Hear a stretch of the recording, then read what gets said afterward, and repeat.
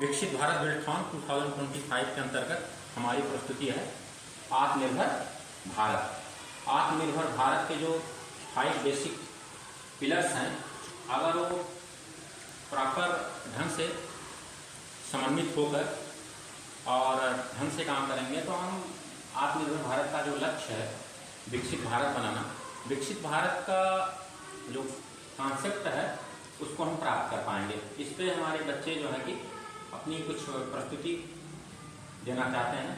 उसी क्रम में आप बच्चे शुरू करें। यूपीएस अर्सिया सिरखतरा जौनपुर।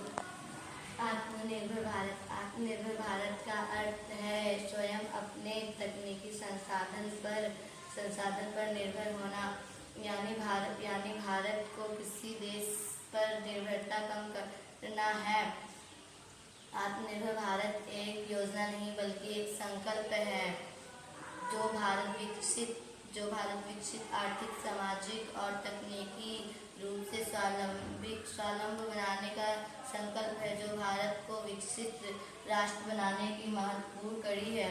आत्मनिर्भर भारत की शुरुआत 12 मई 2020 को की गई, जिसका उद्देश्य कोरोना काल देश पर आए संकट का सामना करना, जिसके अंतर्गत देशों में युवाओं में उद्यमिता बढ़ाने के लिए स्टार्टअप की शुरुआत की गई,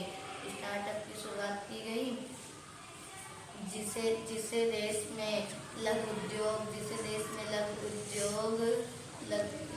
उद्योग, नए कारोबारियों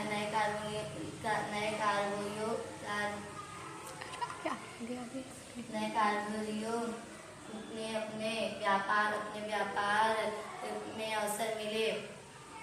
इस आत्मनिर्भर भारत के 5 महत्वपूर्ण स्तंभ हैं, जिस पर फोकस करके आत्मनिर्भर भारत लक्ष्य प्राप्त किया जा सकता है। नंबर 1 अर्थव्यवस्था, नंबर 2 अवसंरचना, नंबर 3 सिस्टम तकनीकी पर, नंबर 4 मानव संसाधन, नंबर 5 मांग एवं आपूर्ति। आत्मनिर्भर भारत की भारत समय की आवश्यकता है, जिसे प्राप्त करने के लिए हमें निम्नलिखित बातों पर ठोस कार्य योजना बनाकर उस पर अमल प्राप्त करना है।